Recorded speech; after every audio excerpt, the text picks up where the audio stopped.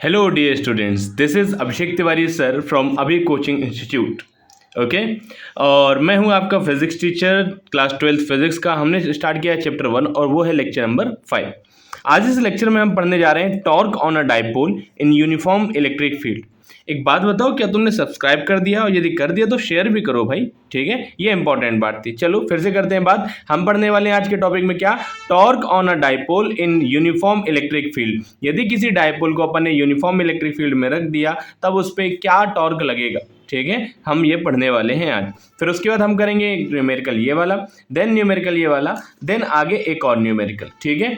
So here is your physics teacher, that is, और that is क्यों कहेंगे, हम कहेंगे this is Abhishek Tiwari sir, ठीक है, फ्रॉम अभी कोचिंग इंस्टीट्यूट, और एक न्यूमेरिकल ये करेंगे।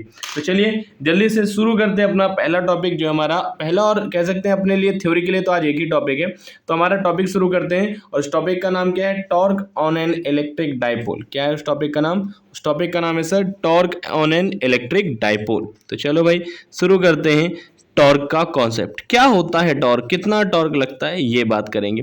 तो सबसे पहले आपको टॉर्क मालूम होना चाहिए। टॉर्क का मतलब क्या था, बहुत सिंपल सी बात है।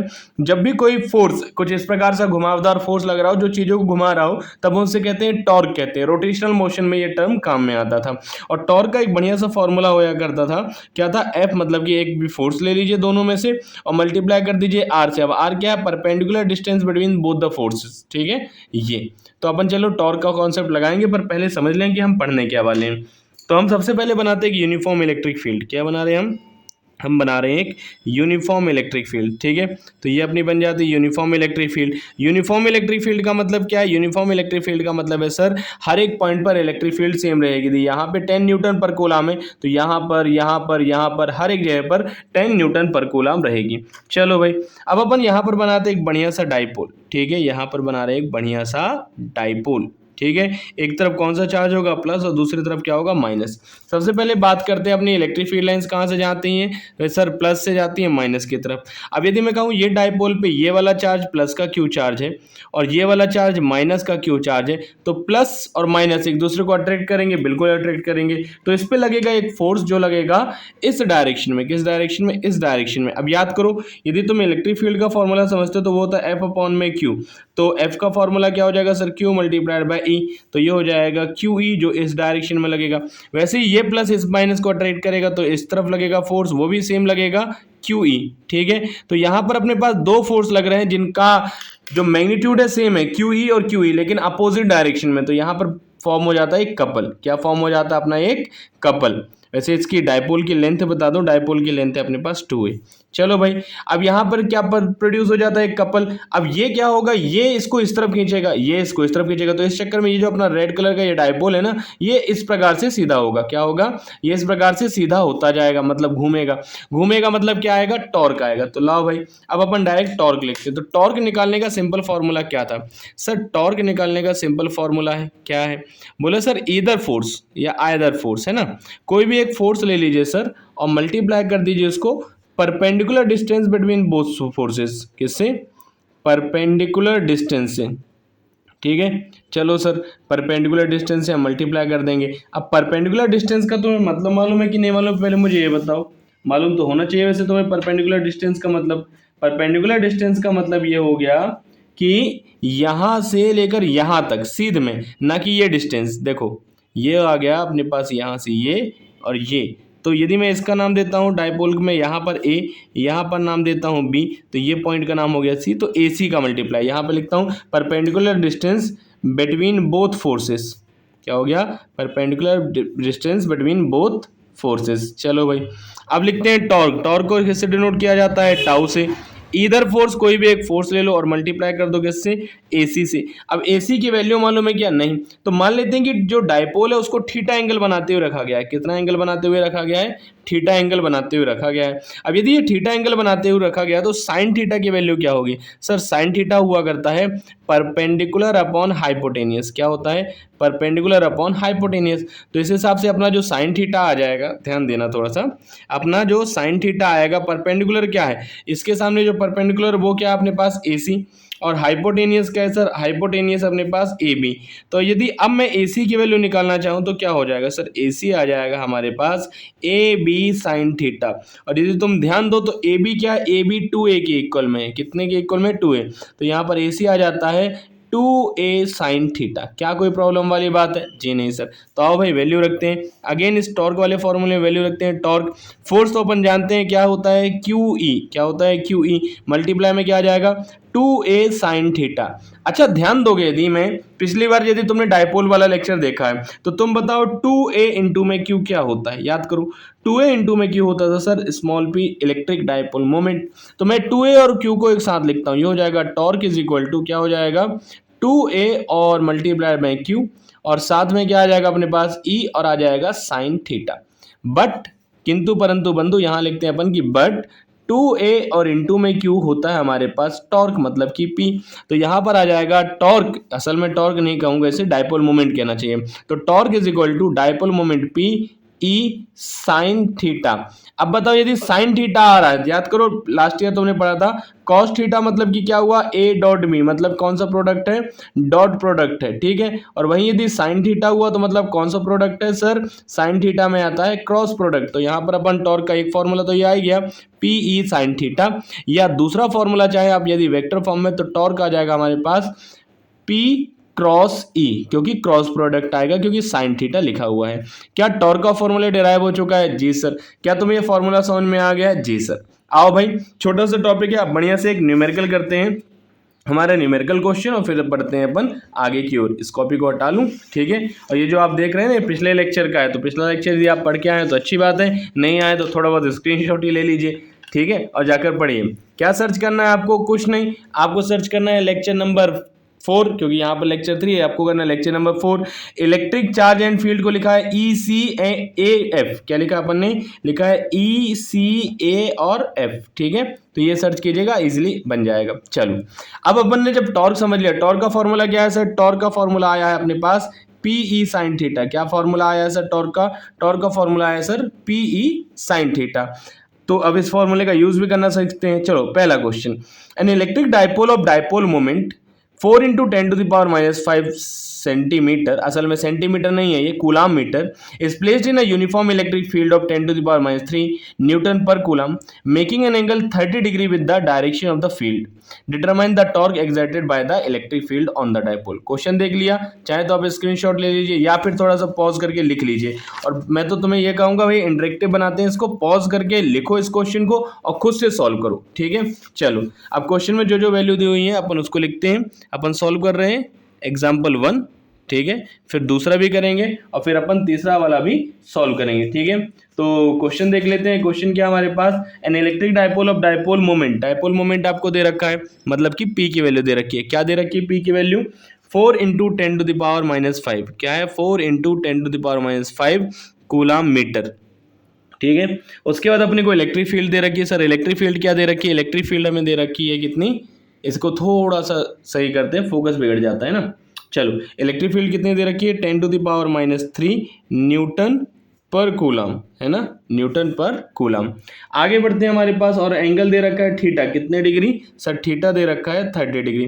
क्या तुमसे डायपोल मोमेंट निकालते बनेगा, निकालते बन जाएगा। लिखा है डिटरमाइन द टॉर्क, अपन को तो टॉर्क निकालने को बोला था सर, डायपोल मोमेंट दिया, टॉर्क इजीली निकाल सकते हैं। क्या फॉर्मूला है टॉर्क का, tau is equal to, formula बोलो भाई, टाउ इज इक्वल टू क्या होता है, टाउ इज इक्वल टू हुआ करता है PE साइन थीटा। क्या फॉर्मूला होता है PE साइन थीटा, P की वैल्यू 4 इंटू 10⁻⁵, E की वैल्यू 10⁻³ और साइन थीटा मतलब कि साइन 30 डिग्री, ठीक है। चलो भाई ध्यान दो, 4 इंटू 10⁻⁵ -3 कितना हो जाएगा, माइनस का 8 हो जाएगा। साइन 30 का मतलब कितना हो गया 1/2, 2 2 जा 4, तो आंसर आ जाता है 2 इंटू 10⁻⁸। और ऐसा यूनिट क्या हो जाएगी, P मतलब कि इसका पहले से कूलाम मीटर था, ये हो गया न्यूटन पर कूलाम, है ना।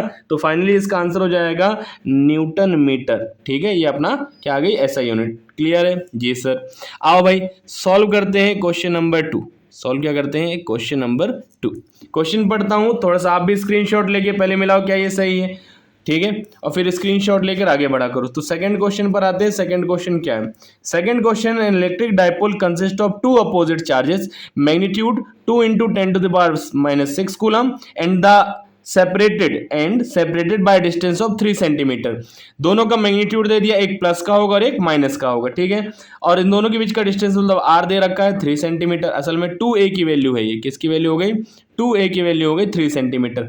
It is placed in an electric field of 2 × 10⁵ newton per coulomb. Determine the maximum torque on the dipole. क्या करना है? अपने को मैक्सिमम टॉर्क निकालना है। तो चलो भाई मैक्सिमम टॉर्क निकालते हैं। लेकिन यहाँ पर इससे मुझे याद आ गया कि स्पेशल केस भी बता दूं। यहाँ पर दो स्पेशल केस कहलाए जाएंगे। टाउ मैक्सिमम कब होगा सर? टाउ मैक्सिमम होगा जब साइन थीटा मैक्सिमम होगा। और साइन थीटा मैक्सिमम कब होता है सर? साइन थीटा मैक्सिमम होता है साइन 90 पर। कब होता है? साइन 90 पर। तो टाउ मैक्सिमम होगा जब थीटा कितने डिग्री होगा? 90 डिग्री होगा। वहीं टाउ मिनिमम कब होगा? तो मिनिमम का मतलब क्या हुआ? साइन कितने डिग्री पर? 0। साइन 0 पे वैल्यू कितनी आती है? 0 आती है।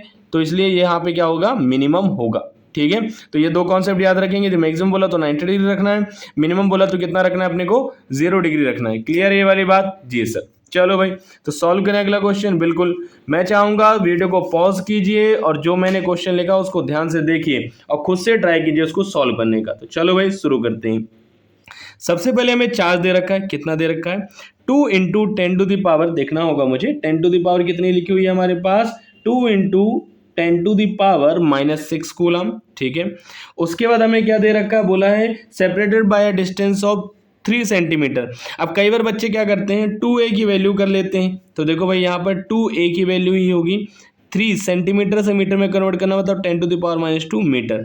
ये कई बार बच्चे 2a को a समझ लेते हैं तो फिर उसका डबल करते हैं, ठीक है। तो ऐसी गलती मत करना। आगे लिखा हुआ है इंटेंसिटी भी दे रखी है। इलेक्ट्रिक फील्ड की इंटेंसिटी E = 3 ×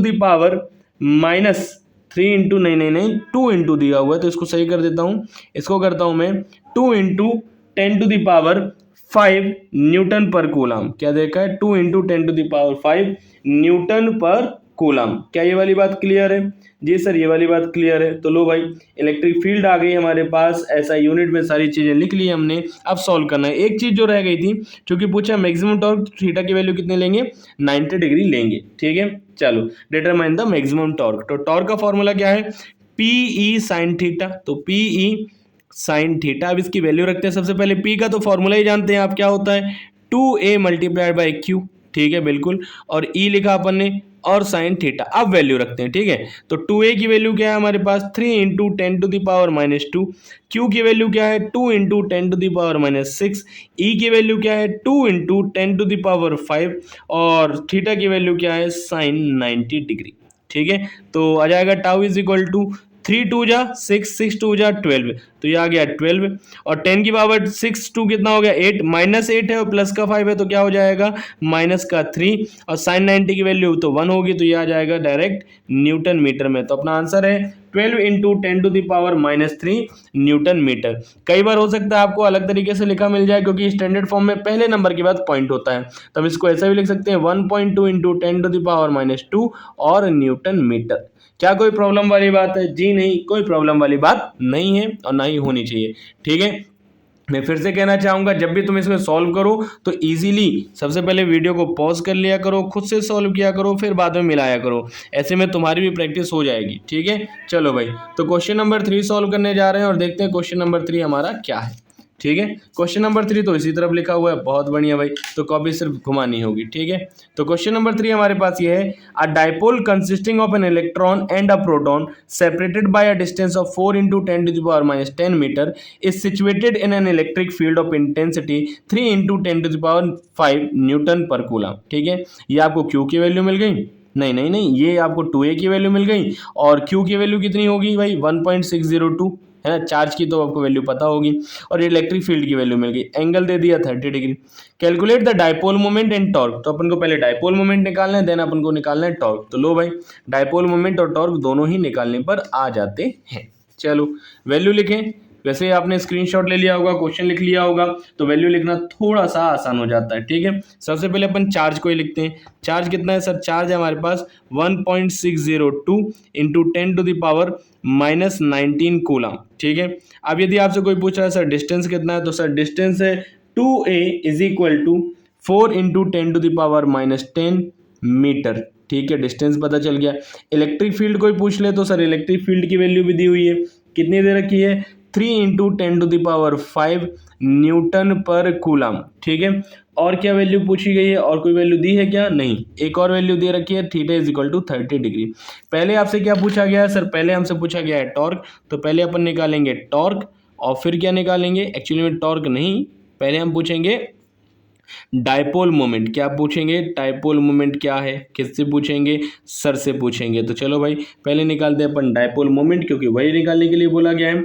देन हम करेंगे टॉर्क के बारे में बात, तो हम निकालते हैं सेकेंड टाइम्स में लिखते हैं हम टॉर्क। क्या लिखा जाए? टॉर्क लिखा जाए।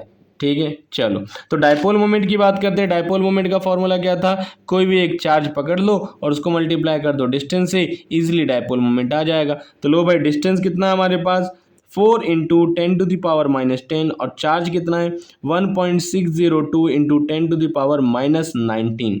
ठीक है, 4 का इससे मल्टीप्लाई करते हैं, 4 2 जा 8, 4 0 0, 4 6 जा 24, कैरी गया 2, 4 1 जा 4 प्लस 2 6। तो आंसर आ जाएगा हमारे पास 6.408। क्या आंसर आ रहा है हमारे पास? 6.408 इंटू 10⁻, देखो ये भी -10 है और ये भी -19 है, तो टोटल मिला के कितना हो जाएगा भाई? -10 और -19 हो जाएगा -29 और कूलम मीटर। ठीक है, क्या समझ में आ गया? जी सर। तो आओ भाई टॉर्क निकालते हैं। टॉर्क का फॉर्मूला क्या था? टॉर्क का फॉर्मूला था PE sin थीटा। क्या था? PE sin theta. तो वैल्यू लिखते हैं, P की वैल्यू आ गई हमारे पास 6.408 इंटू 10⁻29। E की वैल्यू इलेक्ट्रिक फील्ड क्या लिखे है यहाँ पे? 3 इंटू 10⁵ और साइन थीटा का मतलब साइन 30 डिग्री। ठीक है, 3 का पहले मल्टीप्लाई करते हैं, 3 8 जा 24, कैरी आया 2, 3 0 0 प्लस 2 2, 3 4 जा 12 हो जाएगा, कैरी गया 1, 3 6 जा 18 प्लस 1 आ गया 19, ये आ गया 19.224। इंटू में क्या आ जाएगा हमारे पास? साइन 30 की वैल्यू 1/2 और इंटू में क्या आएगा? 10⁻24। 2 से कैंसिल कर दें, 2 9 जा 18, 1 बचेगा 12 हो जाएगा, 2 6 जा 12, 2 1 जा 2, 2 2 जा 4। तो हमारा आ रहा है 9.612 इंटू 10⁻24। और तुम्हें पता होना चाहिए कि डायपोल मोमेंट की ऐसा यूनिट क्या होगी? न्यूटन मीटर होगी। क्या होगी? Newton metre. क्या तुम्हें ये समझ में आ गया है? हाँ, ये तुम्हें समझ में आ गया है। तो इस प्रकार से शॉर्ट में केवल 17 से 18 मिनट में हमने इस लेक्चर को कर लिया है कंप्लीट। ठीक है, टॉर्क समझा दिया, उससे रिलेटेड न्यूमेरिकल समझा दिए। अब उम्मीद करता हूं कि आप इससे रिलेटेड बढ़िया बढ़िया सी चीज़ें अपने घर में प्रैक्टिस करेंगे। ठीक है, और इसके प्यारे प्यारे से नोट्स यहाँ से देख के बनाएंगे। नहीं बनाएंगे, सॉरी फॉर दिस, एक मिनट, हो जाता है, टेंशन वाली बात नहीं है। चलो भाई, तो मैंने कहा था कि नोट्स बनाएंगे और नहीं बनाएंगे तो भाई आपका नुकसान हो जाएगा। ठीक है, तो ये फिर से वही वाली बात कहना चाहूँगा, यदि आप समझ में आ रही है सारी चीज़ें, PDF मिल जाएगा, इसका टेंशन नहीं लेना है। ठीक है, ठीक है, तो यदि मिल रही हैं आपको सारी चीज़ें बहुत अच्छे तरीके से, ठीक है, आप टॉर्क समझ रहे हैं, आगे आने वाले लेक्चर्स में बहुत अच्छे तरीके से चीज़ें पढ़ेंगे। यदि ये सारी चीज़ें समझ में आ रही हैं तो समझ में आ रहा है क्या करना है आपको? करना है इसको सब्सक्राइब और करवाइए दूसरों से सब्सक्राइब, ताकि और भी मज़ा मुझे भी आए। ठीक है, करिए सब्सक्राइब, शेयर कर दीजिए चाहे तो व्हाट्सएप ग्रुप पे ही, और कर दीजिए इसे लाइक। चाहूँगा लाइक वाइक करते रहेंगे तो और लेक्चर आते रहेंगे। और साथ ही साथ मैं एक घोषणा करना चाहूँगा कि 10th क्लास के कुछ लेक्चर फिजिक्स के डले हुए हैं। ये लेक्चर्स आपको मिलते हैं कि अब मॉर्निंग में 5:30 बजे अपलोड हो जाते हैं। ठीक है, तो सुबह 5:30 बजे बढ़िया 5 बजे उठो, मंजूमगारी करो। ठीक है, 5:30 बजे आपका लेक्चर हाजिर होगा। ठीक है, तो मैं कहना चाहूँगा 10th क्लास के लिए भी बोल रहा था, 10th क्लास के जो लेक्चर्स अपलोड हुआ करेंगे वो हुआ करेंगे 4 PM पर इवनिंग में। ठीक है, 10th फिजिक्स के, फिर 10th मैथ्स भी आएगा, और 12th की फिजिक्स तो अपने साथ ही साथ चल रही है। ठीक है, तो दोस्तों को शेयर कीजिए, और 9th 10th वाले बच्चे तो उन्हें भी बता दीजिए कि कुछ लेक्चर फिजिक्स के हैं और कुछ लेक्चर जल्दी ही अगले मंडे से आने वाले हैं। ठीक है, तो तब तक के लिए मैं कहना चाहूँगा आपसे good day and thank you.